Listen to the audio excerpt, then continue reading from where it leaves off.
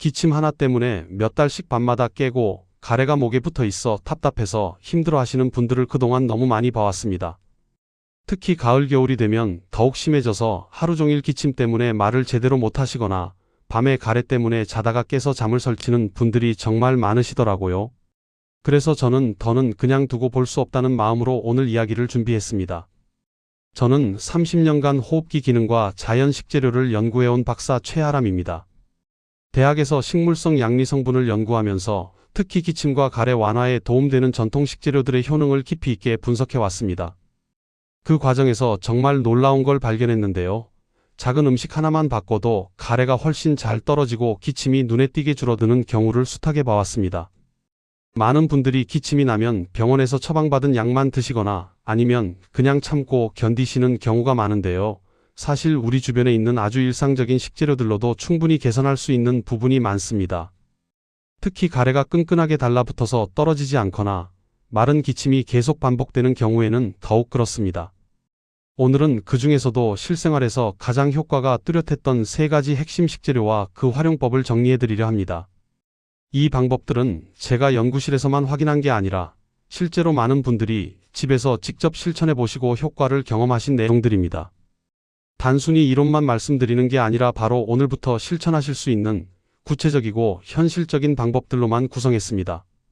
혹시 지금 이런 증상으로 고생하고 계시거나 주변에 그런 분이 계시다면 꼭 끝까지 들어보시기 바랍니다. 공감되셨다면 한 줄 남겨주세요. 며칠 전에도 이런 일이 있었습니다. 제 지인이신 김영자 72세 어르신이 기침이 너무 오래가서 잠을 제대로 못 자고 있다고 하시더라고요. 감기는 다 나은 것 같은데 기침만 계속 남아 있어서 특히 밤에 누우면 더 심해져서 잠들기가 어렵다고 하셨습니다. 약을 먹어도 잠깐만 편하고 다음 날이면 다시 목이 따갑고 가래가 끈적하게 달라붙어서 고생하셨습니다. 그래서 김영자님의 생활을 자세히 살펴보니 몸이 이미 많이 건조해져 있었고 식탁에서도 자꾸만 따뜻한 물만 마시고 음식은 줄이는 방식으로 버티고 계셨습니다. 기침이 나니까 목을 자극할까봐 음식도 싱겁게만 드시고 차가운 건 아예 안 드시려 하시더라고요. 그런데 이런 방식이 오히려 폐를 더 마르게 해서 기침이 심해진다는 걸 설명해드렸습니다. 우리 몸의 폐와 기관지는 적절한 수분과 점액이 있어야 정상적으로 작동하는데 너무 건조해지면 오히려 기침이 더 심해지고 가래도 끈적해져서 떨어지지 않게 됩니다. 그래서 김영자님께 집에 있는 도라지와 생강, 무와 배로 아주 간단한 방법을 하나씩 적용해보자고 제안했습니다. 이 이야기를 끝까지 들어야 전체 흐름을 알 수 있는데요. 특히 마지막에 나올 핵심 실천법을 놓치시면 지금까지의 노력이 의미 없어질 수 있습니다. 그렇게 일주일이 지나고 다시 배웠을 때 김영자님이 가래가 훨씬 부드럽게 떨어지고 밤에 깨는 횟수도 절반 이하로 줄었다며 고맙다고 하시더군요. 오늘 이 영상에서 말씀드릴 내용은 여러분의 기침과 가래 관리 방식을 완전히 바꿀 수 있는 중요한 지혜입니다. 이 방법들을 끝까지 듣고 실천하셔야만 진정한 변화를 경험할 수 있습니다. 혹시 아직 구독과 좋아요를 누르지 않으셨다면 지금 바로 눌러주세요. 이 채널은 여러분의 건강한 노년을 응원합니다. 끝까지 보시면 왜 지금 당장 식습관을 바꿔야 하는지 분명하게 깨닫게 되실 겁니다. 특히 마지막에 나올 단 하나의 습관이 모든 것을 바꿀 수 있거든요. 자, 이제 본격적으로 3가지 핵심 식재료와 그 활용법을 차근차근 짚어보겠습니다. 지금부터 말씀드릴 내용은 기침과 가래를 부드럽게 풀어주는 일상 속 3가지 핵심 식재료에 관한 이야기입니다. 먼저 도라지 숙성에 대해 말씀드리겠습니다. 도라지는 오래 끓여 숙성할수록 유효 성분이 더 잘 우러나서 폐 건조를 완화하는 데 도움이 됩니다. 여기서 중요한 건 그냥 생으로 드시거나 짧게 우리는 게 아니라 충분히 오랫동안 약불에서 끓여내는 거예요. 한국 생약 관련 기관 자료에서도 도라지의 거담 작용과 진해 효과가 반복적으로 보고돼 있습니다. 제가 만난 박성호 69세님도 그런 경우였는데요. 마른 기침이 너무 심해서 말을 제대로 못할 정도였습니다. 목에 뭔가 걸린 듯한 느낌이 계속 있어서 자꾸 헛기침을 하게 되고 그러면서 목이 더 아파지는 악순환이 반복되고 있었어요. 그런데 도라지를 증숙해서 꾸준히 드신 후에 가래의 점도가 눈에 띄게 줄어들면서 기침도 훨씬 편해지셨습니다. 도라지를 활용하실 때는 단맛 첨가 없이 약불에서 오래 달여서 드시면 훨씬 효과가 좋습니다. 보통 설탕이나 꿀을 넣어서 달게 만들어 드시는 분들이 많은데 처음부터 단맛을 넣으면 도라지 본연의 성분이 제대로 우러나지 않을 수 있어요. 차라리 충분히 우려낸 다음에 드실 때 조금씩 달게 하시는 게 좋습니다. 주의할 점은 찬물에 갑자기 우리면 쓴맛이 강하고 기관지 자극이 늘 수 있다는 겁니다. 그래서 반드시 천천히 끓여야 하고요. 처음에는 미지근한 물에서 시작해서 점점 온도를 올려가면서 우려내시기 바랍니다. 여러분은 지금까지 도라지를 어떻게 드셔오셨나요? 두 번째로 생강탕차에 대해 말씀드리겠습니다. 생강은 진저올과 쇼가올이라는 성분이 기침과 냉증을 함께 잡아주는 대표적인 식재료입니다. 특히 몸이 차가운 분들의 경우 기침이 더 심해지는 경향이 있는데 생강이 몸을 따뜻하게 해주면서 동시에 기관지의 점액 흐름도 개선해줍니다. 전통 약재 연구 자료를 보면 생강이 기관지 점액 흐름 개선에 도움을 준다는 보고들이 여러 차례 나와 있어요. 특히 생강의 매운 성분이 기관지 점막을 자극해서 묽은 분비물이 나오게 하면서 끈끈한 가래를 부드럽게 만들어주는 역할을 합니다. 제가 상담했던 이미숙 75세님은 감기가 다 나은 후에도 마른 기침만 계속 남아있어서 고생하셨는데요. 특히 새벽에 기침 때문에 자주 깨서 잠을 제대로 못 주무시는 상황이었습니다. 그런데 생강을 진하게 끓여서 하루 2번씩 꾸준히 드시고부터 훨씬 편해지셨어요. 기침 횟수도 줄고 밤잠도 안정적으로 주무실 수 있게 되었습니다. 생강을 활용하실 때는 생강을 넉넉히 넣고 약불에서 오래 끓여서 따뜻하게 마시는 것이 가장 좋습니다. 너무 적은 양으로는 효과를 보기 어려우니까 생강 한 덩어리 정도는 넣고 충분히 우려내세요. 그리고 식지 않게 따뜻한 상태로 드시는 게 중요합니다. 다만 주의할 점은 속이 쓰린 분들은 너무 진하게 드시면 위가 불편할 수 있다는 겁니다. 그런 분들은 생강 양을 조금 줄이시거나 식사 후에 드시는 걸 권해드려요. 여러분은 평소에 생강을 꾸준히 드시는 편인가요? 세 번째로 무와 배를 꿀에 재우는 방법에 대해 말씀드리겠습니다. 무에는 시니그린이라는 성분이 들어있는데 이것이 점막을 자극해서 점액 분비를 도와줍니다. 그리고 배의 부드러운 단맛과 수분이 목의 자극을 줄여주면서 전체적으로 기침을 완화하는 데 도움이 됩니다. 조선시대 식치 기록을 보면 배와 물을 함께 사용해서 기침을 완화하는 용례가 반복적으로 등장해요. 우리 조상들이 오랜 경험을 통해 이 조합의 효과를 알고 있었다는 뜻이죠. 실제로 무의 매운 성분과 배의 시원한 성분이 만나면 기침과 가래 모두에 도움이 됩니다. 제가 상담했던 정광수 70세님은 기침이 목에 걸린 듯한 느낌이 몇 주째 계속되고 있었어요. 특히 말을 많이 하시거나 조금만 찬 공기를 마셔도 바로 기침이 나와서 일상생활이 불편하셨는데요. 무와 배를 꿀에 재워서 드시기 시작한 후로 가래가 훨씬 쉽게 떨어지고 목의 이물감도 많이 줄어들었습니다. 실제로 실천하실 때는 무와 배를 적당한 두께로 썰어서 꿀에 재워두시면 됩니다. 하루 정도 재워두면 무와 배에서 수분이 나오면서 꿀과 섞여서 아주 좋은 시럽 같은 게 만들어져요. 이걸 하루 2~3번 한 숟가락씩 드시면 목이 훨씬 편해집니다. 다만 당뇨가 있으시거나 당 조절이 필요한 분들은 양을 조금씩 나누어서 드셔야 합니다. 꿀이 들어가기 때문에 혈당에 영향을 줄 수 있거든요. 그런 분들은 꿀 대신 올리고당이나 스테비아 같은 걸 사용하셔도 됩니다. 혹시 이런 조합을 집에서 만들어 보신 분 계신가요? 네 번째로 폐 건조 방지 습관에 대해 말씀드리겠습니다. 많은 분들이 기침이 나면 물을 많이 마시면 된다고 생각하시는데 사실 물만 많이 마신다고 해결되는 건 아닙니다. 물론 수분 섭취는 중요하지만 식재료를 통한 촉촉함이 더 필요해요. 국내 기능성 식품 연구진에서도 단순한 물보다는 식품 형태의 수분이 체내에서 더 오래 유지되고 점막 보호에도 더 도움된다는 보고들이 있습니다. 왜냐하면 식물성 섬유질이나 다른 영양소들과 함께 들어오는 수분이 몸에서 더 천천히 흡수되면서 지속적으로 점막을 촉촉하게 유지해주기 때문이에요. 제가 만난 윤미자 76세님도 그런 경우였는데요. 하루에 물을 1리터 이상 드셔도 가래가 전혀 떨어지지 않아서 답답해 하셨어요. 그런데 배를 푹 끓인 배숙을 추가로 드시기 시작하면서 증상이 많이 부드러워졌습니다. 같은 양의 수분이라도 식재료와 함께 들어오니까 효과가 전혀 달랐던 거죠. 그래서 여러분도 따뜻한 수분을 드실 때 점액 분비를 도와주는 식품을 함께 드시기 바랍니다. 예를 들어 도라지차, 생강차, 배숙, 무즙 같은 것들 말이에요. 이런 것들은 단순한 물보다 훨씬 효과적으로 기관지를 촉촉하게 유지해줍니다. 주의할 점은 너무 뜨겁게만 드시면 오히려 점막이 자극받아서 건조해질 수 있다는 겁니다. 그래서 미지근하거나 따뜻한 정도의 온도가 가장 적당해요. 너무 뜨거우면 점막에 화상을 입을 수도 있거든요. 평소에 물 말고 어떤 따뜻한 음료를 즐기시나요? 다섯 번째로 작은 반복의 힘에 대해 말씀드리겠습니다. 아무리 좋은 식재료라도 한 번만 먹는 것보다는 며칠 꾸준히 먹는 것이 훨씬 효과가 큽니다. 우리 몸의 기관지와 폐는 한순간에 회복되는 게 아니라 시간을 두고 천천히 좋아지거든요. 생활 식습관 변화가 호흡기 회복 속도를 높인다는 연구들이 여러 학회지에 실려 있어요.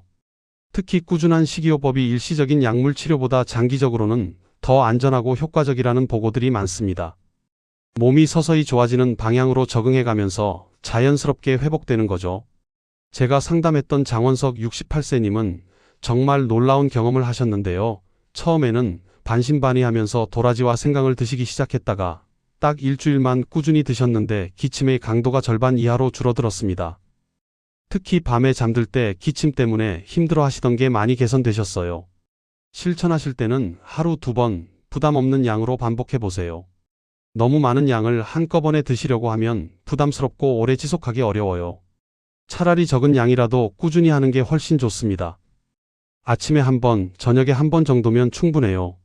주의할 점은 너무 많은 양을 한꺼번에 드시는 건 의미가 없다는 겁니다. 우리 몸은 한 번에 많은 양을 처리할 수 없어요. 오히려 소화에 부담만 주고 효과는 떨어질 수 있습니다. 여러분은 며칠 정도 꾸준히 실천해 보실 수 있을까요? 이렇게 5가지 핵심만 제대로 잡아도 기침과 가래는 분명히 달라집니다. 단순해 보이지만 실제로는 매우 과학적이고 체계적인 접근법이에요. 이제 조금 더 구체적이고 실천 가능한 생활 습관들을 이어서 설명드리겠습니다. 이제부터는 기침과 가래를 줄이는 생활 속 실천법을 완전히 정리해서 말씀드리겠습니다. 공기 습도 조절이 정말 중요한데요. 공기가 건조할수록 가래가 더 끈적해지고 기침도 깊어집니다. 특히 겨울철이나 난방을 많이 하는 시기에는 실내 습도가 30% 이하로 떨어지는 경우가 많아요. 이렇게 되면 우리 기관지, 점막이 바싹 말라버려서 자연스러운 점액 분비가 어려워집니다. 그러면 가래는 끈적하게 달라붙고 기침은 더 거칠어지죠.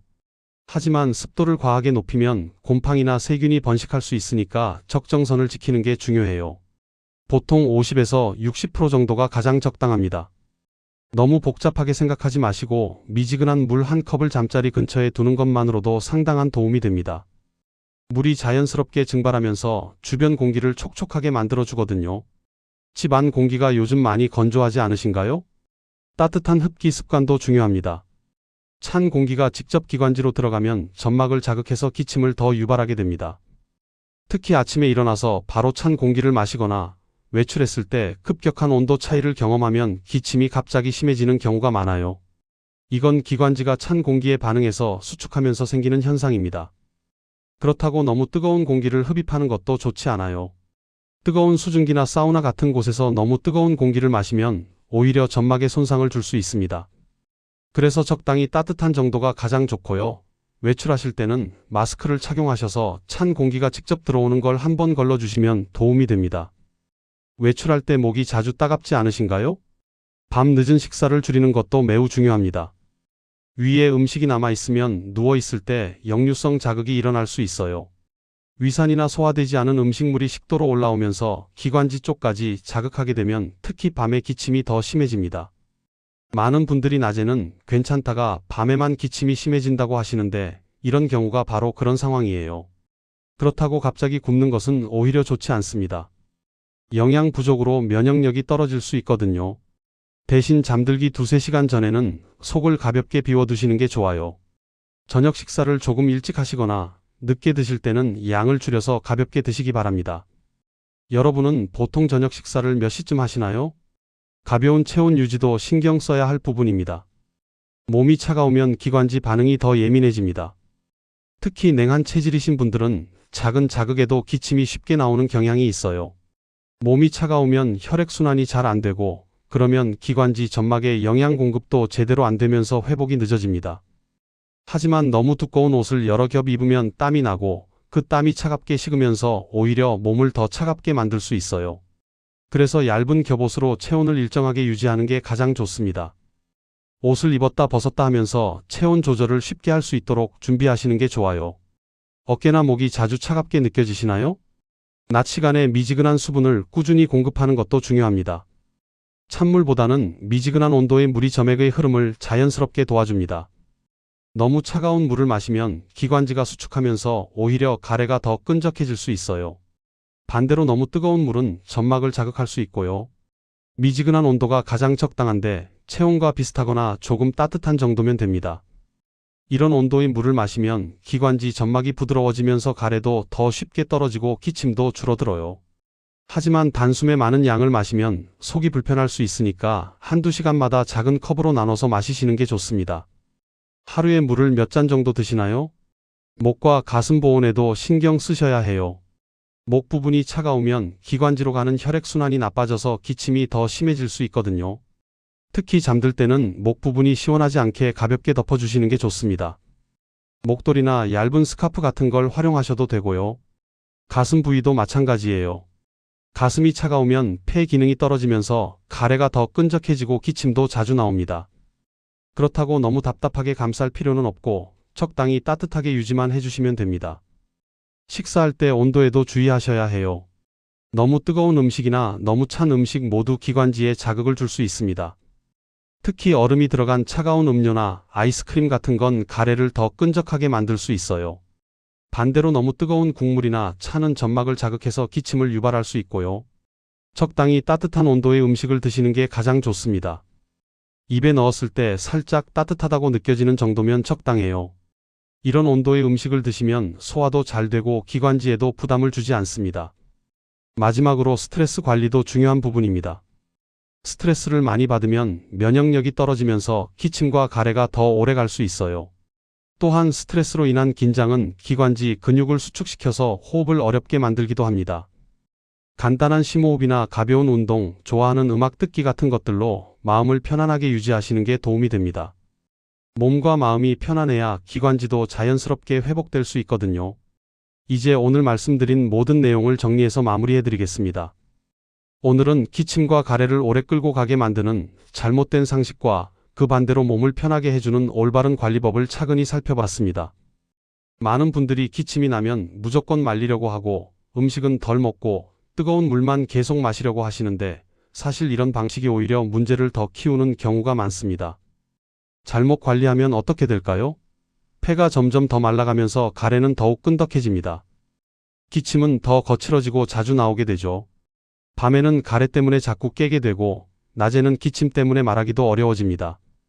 결국 몸 전체가 피곤해지고 면역력도 떨어져서 회복이 더 늦어지는 악순환이 반복됩니다. 하지만 오늘 말씀드린 방법대로 제대로 관리하시면 어떻게 될까요?